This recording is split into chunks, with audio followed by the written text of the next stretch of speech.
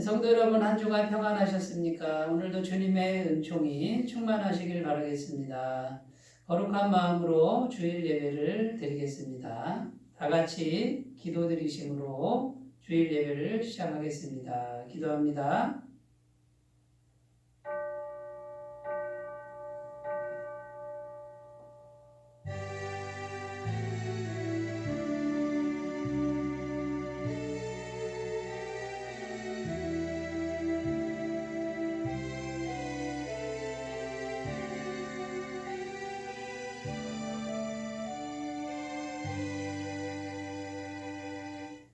여호와의 집, 우리 여호와의 성전, 곧 우리 하나님의 성전들 안에 서 있는 너희여, 여호와를 찬송하라. 여호와는 선하시며 그의 이름이 아름다우니 그의 이름을 찬양하라. 여호와께서 자기를 위하여 야곱 곧 이스라엘을 자기의 특별한 소유로 택하셨음이로다. 아멘. 우리의 참된 소망이 되시는 하나님 아버지, 무더위가 기승을 부리는 7월의 첫 주간 저희들의 영육을 강건하게 붙들어 주시고 가정과 일터와 교회를 지켜주신 은혜에 감사를 드립니다. 각처에서 주님의 은혜로 살아가던 저희들이 오늘은 거룩한 주일을 맞이하여 예배의 자리에 나왔습니다. 성부 하나님께 영광을 돌리며 성자 예수님께 감사하고 보혜사 성령님의 인도하심을 따라 영과 진리로 예배하오니 기쁘게 받아 주옵소서. 성령 하나님, 이 시간에도 주님을 초청합니다. 임재하셔서 우리의 마음을 이끌어 주옵소서. 뜻과 정성을 다하여 드리는 예배가 되게 하여 주옵소서. 예수님의 이름으로 기원하옵나이다. 아멘. 다 같이 찬송가 10장을 함께 부르겠습니다.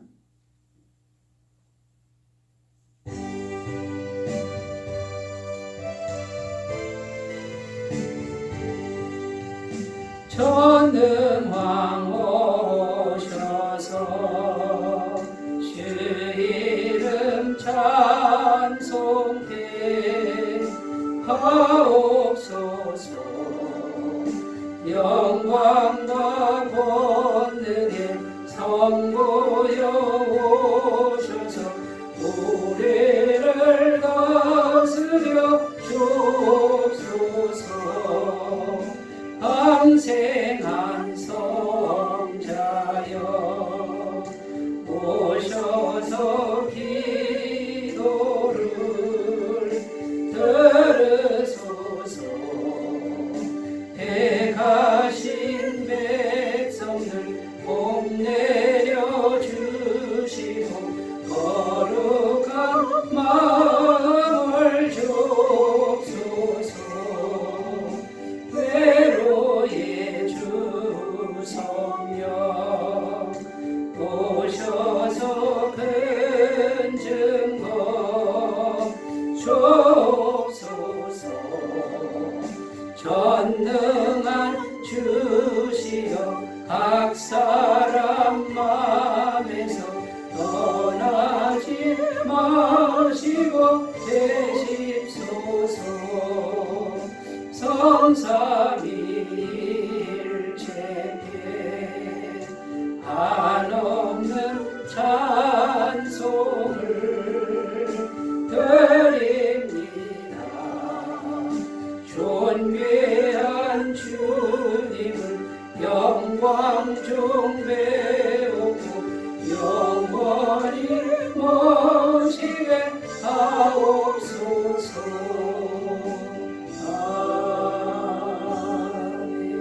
아멘. 사도신경으로 신앙 고백 드립니다. 나는 전능하신 아버지 하나님 천지의 창조주를 믿습니다. 나는 그의 유일하신 아들 우리 주 예수 그리스도를 믿습니다. 그는 성령으로 잉태되어 동정녀 마리아에게서 나시고 본디오 빌라도에게 고난을 받아 십자가에 못 박혀 죽으시고 장사된 지 사흘 만에 죽은 자 가운데서 다시 살아나셨으며 하늘에 오르시어 전능하신 아버지 하나님 우편에 앉아 계시다가 거기로부터 살아있는 자와 죽은 자를 심판하러 오십니다. 나는 성령을 믿으며 거룩한 공교회와 성도의 교제와 죄를 용서받는 것과 몸의 부활과 영생을 믿습니다. 아멘. 하나님 말씀은 신약성경 데살로니가전서 5장 18절 말씀입니다. 데살로니가전서 5장 18절 한 절 말씀입니다. 제가 받들어 봉독하겠습니다. 범사에 감사하라. 이것이 그리스도 예수 안에서 너희를 향하신 하나님의 뜻이니라. 아멘. 네, 오늘 말씀의 제목은 감사가 결론이고 감사가 시작입니다. 이런 제목으로 함께 은혜를 나누겠습니다. 오늘은 2021년 한 해 동안에 전반기를 마무리하고 후반기의 첫째 주일이 되는 그런 주일입니다. 그래서 이 후반기 첫째 주일에는요, 전반기 6개월 동안 함께 해주시고 지켜주신 하나님 은혜를 감사로 결론을 짓고 이제 후반기 또 6개월을 미리 감사함으로 시작하는, 그래서 감사로 결론을 짓고 또 감사로 새롭게 시작하는 이제 그런 주의를 갖고자 이렇게 설교를 준비했고요. 또 설교 제목을 이렇게 정했습니다. 여기서 가장 중요한 마음은 감사라는 것입니다. 지난 6개월 동안 우리가 우리의 삶을 뒤돌아보면 정말 감사할 것이 많다는 것을 알게 됩니다. 일단 우리가 오늘 예배 자리에 나오도록 건강을 허락해 주신 이것만 해도 감사하고요. 코로나 상황인데도 그 전염병이 다 비켜가게 하신 은혜도 너무나 감사하죠. 살기가 참 힘든 세상을 살고 있습니다. 생활이 어려워도 그래도 살 수 있도록 여건을 허락하시고 소망을 주신 그런 은혜도 있고요. 이렇게 좋은 교회 주셔서 교우들과 함께 신앙생활하고 예배드리게 하신 것 너무나 감사하죠. 비록 천천히 가기는 하지만 우리 교회가 날마다 모이기에 힘쓰고 또 모일 때마다 서로 아껴주는 그런 모습으로 성장해 가고 또 교회도 나날이 부흥 성장하는 이런 은혜를 주시는 것 하나하나 찾아보면 감사할 것이 너무나도 많다는 것을 발견하게 됩니다. 자, 그러면 감사하는데 그러면 감사할 것이 있을 때만 우리는 감사할 것이냐? 성경 말씀은 그렇게 말씀하지 않습니다. 정말 감사할 것이 없는 것 같은 그런 참 힘들고 어려운 상황 속에서도 우리의 신앙은 항상 감사여야 한다. 이것을 성경은 계속 말씀하고 있는 것입니다. 환경을 따져보고 감사할 것이 있으면 감사하고 감사할 것이 없으면 감사하지 않고 이것을 성경은 절대로 말하는 게 아니고요. 이거는 세상 사람은 그렇게 할지 몰라도 예수님 믿고 완벽한 죄사함 받고 영원한 하나님의 사랑을 믿는 구원받은 우리들은 언제나 감사해야 한다라고 성경은 말하고 있습니다. 여러분, 그러니까 환경 때문에 감사하는 이 차원을 넘어서서 우리는 하나님이 계시기 때문에 그 하나님이 영원히 계신 분이고 그분의 마음은 영원한 사랑으로 우리를 사랑하신다라고 하는 이 절대적 진리를 믿기 때문에 우리는 모든 것의 결론이 감사고 모든 것의 시작이 감사여야 된다라는 것입니다. 사랑하는 여러분, 우리는 언제든 감사하는 사람들이 되었으면 좋겠고요. 하나님 그분이 여전히 살아계시고 그분의 사랑은 조금도 변함이 없고 그분의 십자가의 보혈의 능력도 영원한 이 진리를 믿는 믿음의 뿌리를 두고 항상 감사함으로 승리하시는 귀한 삶이 되셨으면 좋겠습니다. 자, 오늘 말씀에 보면 하나님은 범사에 감사하라 이렇게 말씀하고 있습니다. 이 범사에 감사하라라는 이 의미 속에 담긴 하나님의 마음을 먼저 살펴보면 첫 번째는 환경과 상관없이 하나님은 언제든지 자녀인 우리들에게 감사의 고백을 받고 싶으시다라는 거예요. 쉽게 얘기해서 이제 부모 자식 간의 관계를 예를 들면은 쉽게 이해가 됩니다. 부모님은 자녀를 생각하면 항상 미안한 마음이 있죠. 어쩌다 내스라에서 태어나서 부모가 잘 못해준 것만 생각하지 않습니까? 항상 미안하죠. 그런데 자녀가 어느 날 엄마 아빠 너무 감사해요. 감사드려요. 이렇게 고백할 때 얼마나 기쁩니까? 해준 것도 없는 것 같은데 자녀가 감사하다 그러니 그 말 한마디가 온통 마음을 기쁘게 하지 않습니까? 제가 24살 때 군대에서 제대를 했는데 대학교 3학년 법학을 해야 되는데 그때 가정 형편이 너무 어려웠습니다. 빚이 너무 많았고요. 하루하루 살기가 힘든 그런 상황에서 어머니는 항암 치료를 마치고 겨우겨우 몸을 추스리고 바느질로 생계를 꾸려나가던 그런 상황인데 등록금이 없는 거예요. 그래서 제가 제대한 이후에 어머니 앞에 가서 무릎을 꿇고 진심으로 말씀을 드렸습니다. 어머니 정말 감사드린다고. 이렇게 힘든 환경 속에서도 저를 키워주시고 대학까지 보내주신 그 은혜 제가 어찌 잊겠습니까? 어머니 제가 휴학을 1년을 하겠습니다. 휴학을 하고 돈을 열심히 벌어서 제 힘으로 공부를 해보겠습니다. 절대 원망하지 않습니다. 지금까지 키워준 것만 해도 너무 감사드려요. 이렇게 말씀을 드렸습니다. 그런데 어머니께서 밤새도록 기도를 하신 것 같아요. 새벽에 일찍 일어나시더니 저한테 이런 말씀을 하시는 거예요. 네 엄마 아직 안 죽었다. 나 기도원에 3일 동안 금식기도 하러 가겠다. 하고서 강남 금식기도원에 3일간 금식을 하러 가셨습니다. 어떻게 해서든지 휴학 안 하고 내가 너를 공부시키겠다. 이런 말씀을 하시는 거죠. 근데 놀라운 사실은요. 금식기도 들어간 이틀째 되는 날 제가 집에 있는데 전화가 온 거예요. 전화가 왔는데 같은 교회 권사님이 전화를 하셔서 어머니 어디 가셨냐고 그래요. 그래서 어머니 기도원 가셨습니다. 그랬더니 어머니 오시면 등록금 마련됐다고 말씀드려. 이게 첫 번째 전화였고요.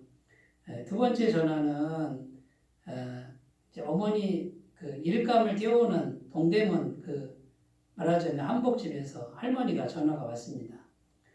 어머니 오면 일거리 많이 들어왔다고 말씀드려. 일거리가 너무 많으니까 빨리 해야 된다고. 그 다음 세 번째도 전화를 받았는데 그때 아버님이 직장을 잃고 실업자 신세였는데 전화가 와가지고요. 아버지 직장이 이제 됐다고. 그래서 어머니가 금식기도 하면서 3가지 기도 제목 가지고 기도한 것이 다 응답되는 그런 경험을 한 적이 있습니다. 여러분 정말 힘들고 가난하고 비참하고 어려운 순간에도요. 감사합니다. 감사를 잃지 않는 그 고백을 했을 때 우리 어머니가 절망 중에 힘을 얻는 거예요. 이 자식한테 잘못해 준 게 많은데 그래도 감사하다는 고백을 들으니 힘이 나가지고 그 병든 몸을 가지고 3일 금식 기도하는데 하나님이 기도를 다 들어주셨다라는 것입니다. 여러분 만약에 우리가 하나님께 이런 감사의 고백을 언제든지 형편이 좋든지 안 좋든지 감사합니다라고 진심으로 고백한다고 한다면 우리 하나님이 얼마나 기뻐하시겠습니까? 우리 어머니가 힘을 내서 자식을 위해서 무엇이든 못할 게 없다 이런 마음을 먹으신 것처럼 우리 하나님도 이렇게 감사하는 자녀들에게 못 해줄 것이 뭐가 있겠습니까? 자, 범사에 감사하라. 이것은 강요나 압박이 아닙니다. 이 감사의 고백을 받으실 때 하나님이 그 고백을 기뻐하시고 마음껏 축복하시려고 하는 하나님의 귀한 마음인 줄로 믿습니다. 시편 50편 23절 감사로 제사 드리는 자가 나를 영화롭게 하나니 하나님을 영화롭게 한다고 말씀하고 있습니다. 자, 두 번째 이 왜 범사에 감사하라 그러냐면요. 감사해야 하나님과 우리가 영적으로 연결될 수 있다라는 겁니다. 누가복음 17장에 가보면 10명의 문둥병자가 예수님을 찾아옵니다. 그런데 예수님께서 이렇게 말씀하시죠. 너희 몸을 제사장에게 가서 보여라. 지금 문둥병이 그대로 있는데 무작정 제사장에게로 가라고 하는 것이죠. 제사장이 그때 당시는 의사와 같은 거예요. 이렇게 몸을 진찰을 하고 문둥병이 없으면 깨끗하다 이렇게 인정해 주는 분들이 제사장인데 아니 문둥병이 있는데 그냥 가라고 말씀하시는 거예요. 순종하며 가다가 놀라운 사실은 다 나버렸어요. 가는 길에 나았단 말이죠. 그런데 그 10명 중에 단 한 사람만 예수님께 와서 엎드려 살해했다. 이 말은 감사했다 이런 뜻이에요. 나머지 9명은 병 낫고 어디로 가버리고 그 한 사람은 사마리아인이라고 나옵니다. 이방 사람이에요. 오늘날로 말하면 예수 믿는 분도 아닌 안 믿는 분이 와가지고 예수님께 감사했어요. 그때 예수님께서 탄식하셨습니다. 그 9명이 10명이 다 낫지 않았느냐. 그 9은 어디 있느냐. 예수님 기다리신 거죠. 그런데 감사하러 온 한 사람에게 가라 내 믿음이 너를 구원하였느니라. 이렇게 선포하셨습니다. 자, 10명 중에 9명은 육체적 질병은 나았습니다. 그런데 한 명은 영혼의 구원까지 받았다라고 이렇게 성경은 말하고 있는 것입니다. 여러분, 하나님은 살아계신 분이십니다. 그분은 마음을 가지시고 인격을 가지신 분이십니다. 그러면 마음과 인격을 가지신 분과 우리가 연결되는 길은 감사라는 거예요. 돌아와서 감사합니다. 마음 진심으로 감사합니다. 이런 고백을 했을 때 인격과 인격은 연결이 된다는 것이죠. 병이 나은 다음에 감사합니다라는 고백이 없이 제 갈 길로 가는 사람은 영적으로 연결이 안 된다는 거예요. 사랑하는 여러분, 범사에 감사하라. 이것은 강요나 압박이 아니라 우리와 하나님을 영적으로 연결하려는 하나님의 깊은 뜻이 담겨 있는 것을 꼭 믿으시기 바라겠습니다. 자, 이제 7월 첫째 주 후반기 6개월을 바라보면서 우리는 결론을 무조건 감사합니다. 그리고 또 6개월을 하나님께 의탁하면서 무조건 감사합니다. 무조건 감사하겠습니다. 이렇게 마음 먹으시는 귀한 아침이 되셨으면 좋겠습니다. 자, 그러면 범사에 감사라는 그 뜻을 우리가 살펴봤는데, 자, 우리가 해야 될 일이 있죠. 한 3가지만 우리가 한번 생각해 보겠습니다. 첫 번째는 범사에 감사하기로 결단하는 거예요. 결심하는 거예요. 이거는 무조건 결심을 해야 됩니다. 범사에 감사하라. 이건 명령형이죠. 명령은 뭡니까? 군대에서 명령하면 무조건 순종해야죠. 최고의 높으신 하나님이 명령하는 거니까 이건 무조건 감사하라 그 말이에요. 내 생각에 감사할 거 없어. 이럴 때에도 무조건 감사합니다. 이렇게 습관을 들이라는 거죠.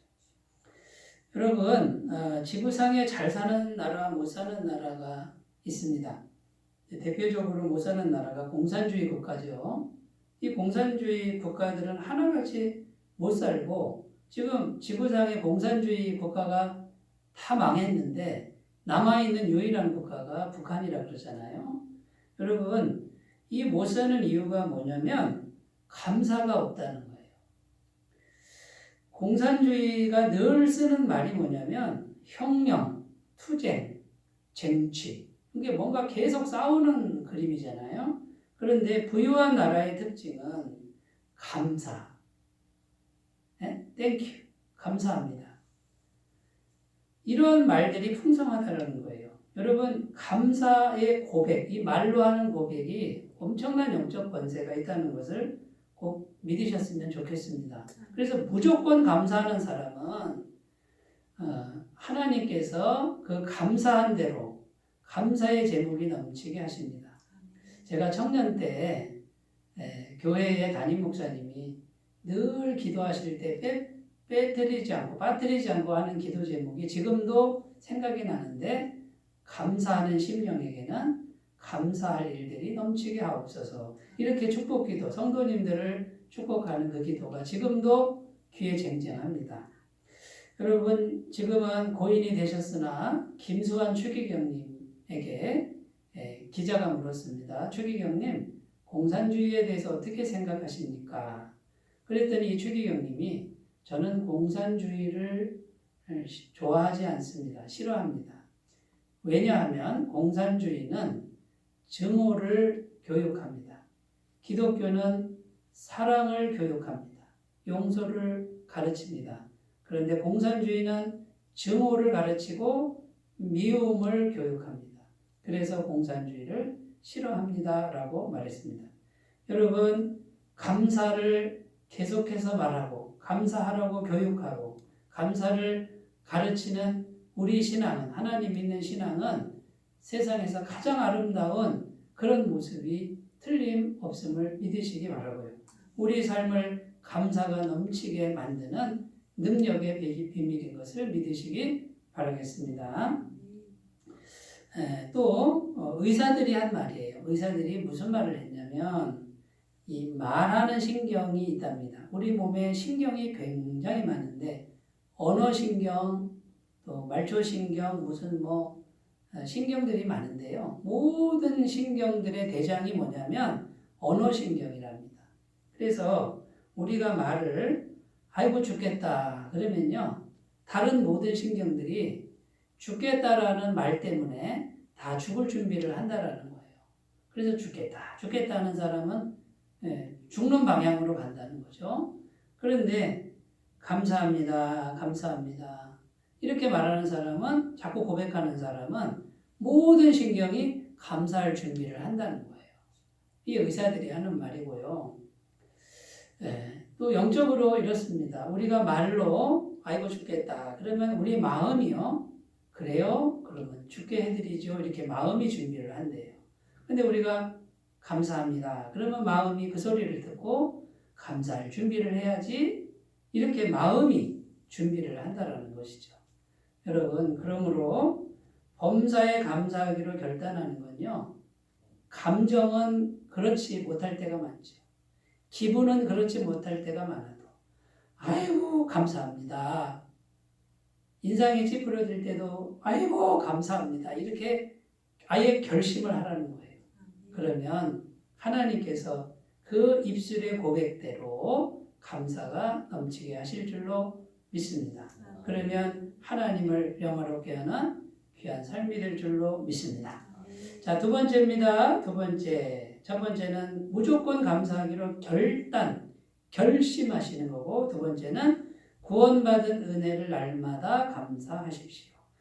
구원받은 은혜를 감사하라 그러죠. 오늘 말씀에 보면 범사에 감사하라, 이것이 그리스도 예수 안에서 너희를 향하신 하나님의 뜻이니라. 여기 보면 그리스도 예수 안에서 이렇게 되어 있습니다. 그리스도 예수 안에 있다 이 말은 구원받았다 그 말이에요. 그리스도 예수님을 구주로 믿었습니다. 이분이 오셔서 무슨 일을 하셨습니까? 십자가의 보혈로 나의 모든 죄를 완벽하게 해결하셨습니다. 나의 모든 저주를 완벽하게 해결하셨습니다. 나의 죽음의 운명을 완벽하게 정복하시고 영원한 생명을 주셨습니다. 자, 그러면 날마다 구원받은 은혜를 감사하면 어떤 일이 생길까요? 여러분, 구원의 은혜를 항상 감사하면요, 구원받은 실체, 곧 우리가 나중에 천국에 가지만 천국의 실체, 천국에는 실체가 무엇입니까? 어둠이 조금도 없고 눈물도 없고 아픈 것도 없고 가난도 없고 영원한 생명 빛이 충만하고 그죠? 하나님의 권세, 능력 이것이 충만한 것이 천국 아닙니까? 그 천국의 실체가 감사를 통해서 우리에게 그대로 전가가 된다는 거예요. 계속 들어온다는 거예요. 그러므로 우리가 구원받은 은혜를 감사하면 영원한 생명, 영생의 능력이 실체로 우리에게 계속해서 공급되는 것입니다. 그래서 구원받은 은혜를 감사한다 이 말은 하나님의 세계, 어둠이 조금도 없는 빛의 세계, 생명의 세계를 통째로 우리에게 계속 가져오는 그런 능력의 통로가 된다라는 것이고요. 이것을 실제로 가져오시는 분이 성령 하나님이시라는 겁니다. 하나님이 영이시니까 성령 하나님이 보이지 않으나 우리에게 실제적 하늘의 능력을 가져다 주시고 그 능력이 계속 충만해지는 만큼 우리의 삶의 모든 어둠이나 사단의 세력을 정복해 갈 수 있다는 것이죠. 이 진리를 꼭 믿으셨으면 좋겠습니다. 구약 성경에 보면 이스라엘 백성들이 애굽에서 400년 이상 노예로 살다가 구원을 받죠. 위대한 종 모세를 보내서 엄청난 기적으로 구원해서 광야길을 갑니다. 구원받은 백성이라는 거예요. 자, 구원받은 백성을 하나님께서 바로 가나안 땅에 들어가게 한 게 아니고 광야의 과정을 거쳐서 훈련을 하시는 거죠. 무엇을 훈련하십니까? 믿음을 훈련하는 거죠. 믿음이 훈련돼야 가나안 땅에 들어갈 수 있다라고 성경은 말합니다. 노예 생활을 400년 이상 했으니 믿음의 상태가 노예 상태인 거예요. 뭐에 매여 사는 거예요. 먹고 사는 거에 매이고 그 다음에요. 세상 권세에 매이고 눌리고 두려워하는 이게 노예 상태인데 구원에 냈는데도 광야길을 가는 이유는 이제 그 노예의 믿음의 상태를 극복하고 넘어서라고 하는 하나님의 섭리입니다. 그러면 구원받은 백성들이 광야길을 갈 때 고달픈 거죠. 물도 없고 양식도 없는 척박한 내일 일을 알지 못하는 불안감 이런 길이 광야길인데 여기서 계속 감사합니다만 했으면 믿음이 쑥쑥 자라고 하나님의 공급하심 그것은 조금도 늦지도 않고 부족하지도 않을 텐데 성경에 보면 안타깝게 조금 가다가 불평하고 조금 더 가다가 원망하고 조금 더 가다가 모세에게 반기를 들고 여러 가지 죄를 짓는 것을 출애굽기 민수기에서 볼 수 있습니다. 여러분 그러므로 이 감사만 했으면 구원받은 은혜 감사만 했으면 하나님이 내 입을 10개 열라 내가 채우리라 뭐든지 다 채워주겠다고 약속하셨는데 계속 불평 원망하니까 이 구원받은 놀라운 능력이 다 단절돼 버리는 이런 것을 성경이 보여주고 있다는 것입니다. 여러분 오늘날도 똑같은 영적 원리로 우리 삶에 이 말씀이 적용된다는 것을 꼭 기억하셨으면 좋겠습니다. 우리가 죽을 때까지는 육신이 생명이 죽을 때까지는 광야와 같은 인생을 사는 거예요. 이 광야와 같은 인생을 살아가는 동안에 계속 감사만 하는 거죠. 참 이게 쉽지 않죠, 그죠? 생활이 너무 어려운데 어떻게 감사하겠어요? 그러나 구원받은 그 은혜 하나만으로도 감사합니다. 감사합니다. 이렇게만 사시면요. 하늘에 속한 능력이 그대로 들어와서 이제는 하나님의 능력과 권세가 우리를 지배하고 다스리시는 놀라운 은총이 계속해서 펼쳐지는 위대한 인생이 될 줄로 믿습니다. 한 일본 장교가 2차 세계대전이 끝나고 고향으로 왔습니다. 세계대전이 끝나고 나서 보니까 이 사회가 얼마나 살기 힘든지 모릅니다. 그러니까 좀 있는 사람들, 힘 있는 사람들은 탐욕스럽고 너무 부패해 있고요. 무질서하고 그 현실을 보고 나니 일본 장교가 불평과 불만 속에서 살았답니다. 그러다가 어느 날부터 몸이 점점 마비가 되는 그런 증상이 나타났답니다. 병원에 갔는데 아무 이상이 없는 거예요. 그런데 몸이 움직이지 않는 거죠. 정신과를 갔더니 정신과에서 상담을 하더니 처방이 뭐냐면요. 하루에 고맙습니다, 감사합니다를 1분이 지나가기 전에 해라고요. 계속 감사합니다, 감사합니다, 감사합니다. 이거를 하여튼 10,000번 이상 하라는 처방을 내렸습니다. 그래서 그 의사 선생님 말씀 듣고 계속 하다가 어느 날 침대에 누워 있는데 아들이 맛있는 감 있잖아요. 감 2개를 가져와서 아빠 이거 드세요 하고 주는데 이분이 이제 감사합니다가 몸에 뱉잖아요. 손을 내밀어서 고맙다 하는데 이 고맙다 하고 그 감을 받는 순간에 몸이 묶인 게 다 풀렸다는 거죠. 여러분 이런 역사들은 하나님께 속한 하나님의 능력이 감사를 통해서 마음에 들어오고 그것이 온 몸을 지배하는 놀라운 기적으로 나타났다는 것입니다. 여러분 우리 몸만 그러겠습니까? 우리의 환경도 감사를 통해서 하늘의 능력이 들어오는 것을 꼭 믿으셨으면 좋겠습니다. 자, 3번째입니다. 3번째 깨닫는 능력을 성령님께 구하십시오. 깨닫는 능력을 성령님께 구하십시오. 여러분 깨닫지 못하면 감사가 어렵습니다. 시편 49편 20절 존귀하나 깨닫지 못하는 사람은 멸망하는 짐승 같도다. 사회적으로나 종교적으로나 겉으로는 존귀합니다. 지도자 위치에 있는데 깨닫지를 못하니까 본질적으로는 멸망하는 짐승 같다. 이런 뜻이에요. 그러니까 여러분 깨닫는 능력이 깨닫는 은혜가 없으면 감사하기가 어렵고요. 감사가 없으면 멸망하는 짐승 같은 이런 비참한 삶을 살 수밖에 없다라는 것입니다. 그래서 우리가 깨닫는 은혜를 구해야 되는데 이 깨닫는 은혜는 성령님께서만이 주신다는 거예요.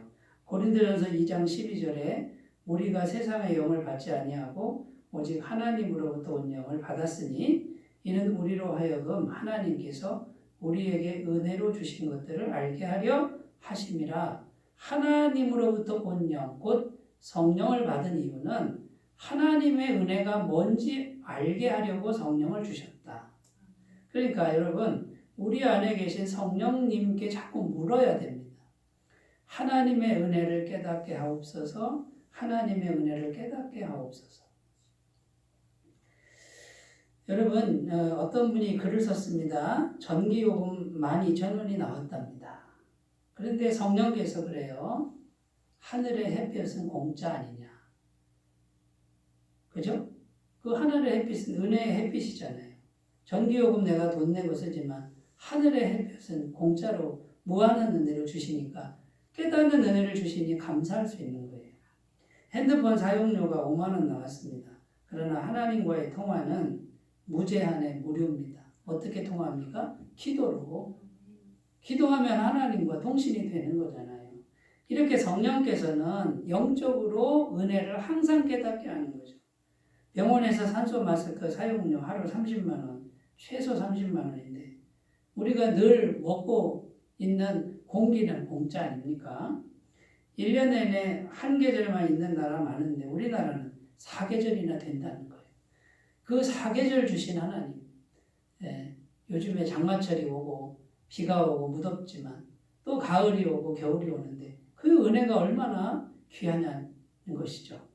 여러분 이렇게 성령께서는 하나님의 손길이 뭔지 알게 하시고 하나님의 은혜가 뭔지를 깨닫게 하시는 귀한 분인 줄로 믿습니다. 그럼 우리가 어떻게 해야 되죠? 성령님과 늘 깨닫도록 성령님과 교제하고 성령님 깨닫게 하옵소서. 성령님 알게 하옵소서. 성령님과 친밀하게 교제하는 것이 중요하다라는 것이죠. 여러분 깨닫는 능력을 성령님께 항상 구하시는 분은 감사가 저절로 나오고 감사를 통해서 하나님의 영과 연결되고 하나님의 구원의 능력이 공급되고 감사의 고백을 통해서 모든 인생이 감사가 끌고 가는 인생이 되고 감사의 고백 때문에 모든 권세가 복종하는 감사가 넘치는 인생이 될 줄로 믿습니다. 어떤 딸이요 아버지랑 같이 차를 몰고 가다가 아버지하고 같이 교통사고가 났어요.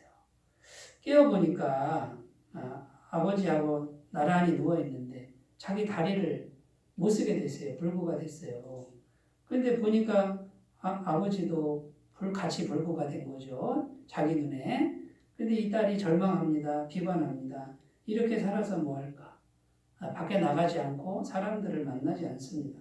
근데 아빠가 늘 옆에서 목발을 짚고 이렇게 이제 친구가 되어주고 아빠가 유일한 친구예요.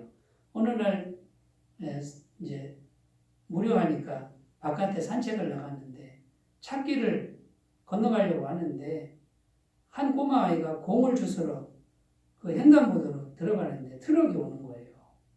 근데 부딪히게 생겼잖아요. 이때 아빠가요 벌떡 일어나가지고 달려가서 그 어린아이를 구하는 모습을 이 딸이 본 거예요. 그러니까 아빠는 불구가 아니었던 거죠. 아빠는 누구 때문에 불구 행세를 했을까요? 사랑하는 딸 때문에. 이 딸이 희망과 용기를 얻을 때까지 나도 딸과 함께 불구자가 아닌데 불구로 산 거죠. 이 딸이 그때 엄청나게 눈물을 흘리면서 아빠의 사랑을 경험합니다. 그리고 마음에 결심합니다. 아빠가 이렇게까지 나를 사랑하니 내가 이제 희망을 가지고 새 인생을 살리라. 불구지만 그 인생을 개척해서 아주 훌륭한 인생을 살았다라는 것입니다. 여러분 깨닫는 능력을 구하시면 깨닫는 은혜가 우리 안에 있으면 우리는 어떤 절망도 이길 수 있고 어떤 비극도 이길 수 있습니다. 하나님께서 깨닫는 능력을 통해서 하나님의 은혜를 넘치도록 우리에게 부어주실 줄로 믿습니다. 이 은혜를 늘 구하시기 바라겠습니다. 말씀을 정리하면요. 범사에 감사하라. 이 말씀에 담긴 하나님 마음을 깊이 묵상하시고 무조건 감사를 결단하시고 구원받은 은혜 날마다 감사하시고 깨닫는 능력을 구하시기 바라겠습니다. 기도합니다. 하나님 아버지 찬양과 영광을 주님께 올려드립니다.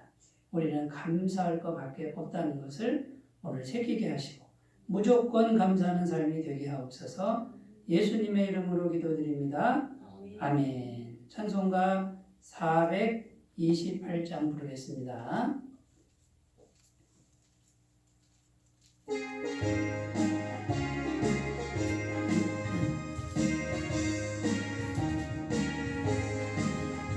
내 영혼에 햇빛 비치니 주 영광 찬란해. 이 세상 어떤 빛보다 이 빛 더 빛나네.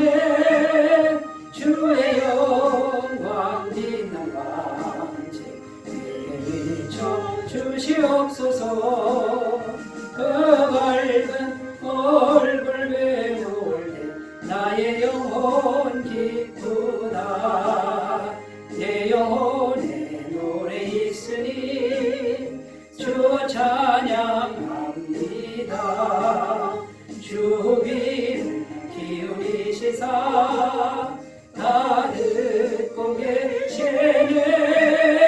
주의 영광 빛난 광채 내게 비춰 주시옵소서. 그 밝은 얼굴 배울 때 나의 영혼 기쁘다.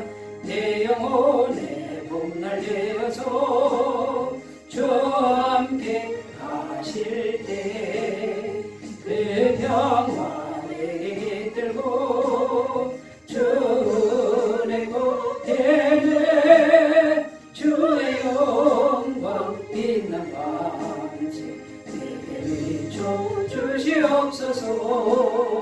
그 밝은 얼굴 배울 때 나의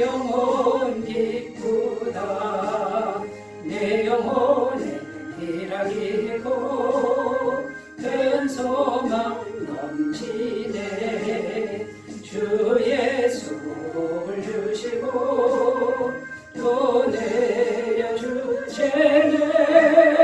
주의 영광 빛난 왕지 내게 비춰 주시옵소서 그 밝은 얼굴 배울 때 나의 영혼 기쁘다. 광고 말씀드립니다.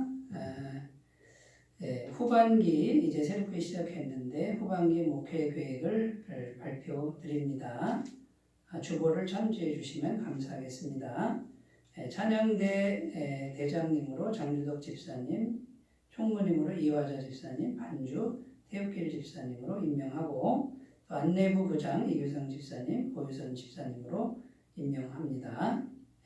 참조하시기 바라고요. 코로나를 위해서 꼭 기도해 주시고 헌금은 헌금함이나 교회 계좌로 헌금해 주시면 감사하겠습니다. 이제 찬송가 2장 부르시고 축도로 예배를 마치겠습니다.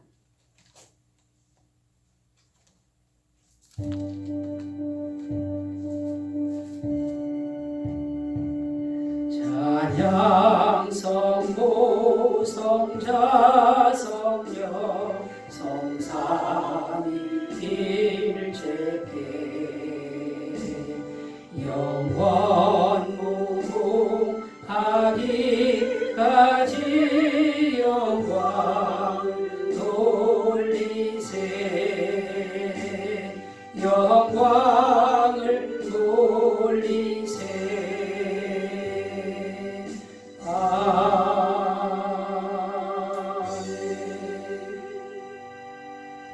이제는 우리 주 예수 그리스도의 은혜와 하나님 아버지의 사랑하심과 성령님의 교통하심이 무조건 감사하기로 결단하고 범사에 감사하며 하나님께 영광 돌리기를 소원하는 주의 모든 백성들 위해 영원토록 함께 하시기를 간절히 축원하옵나이다. 아멘.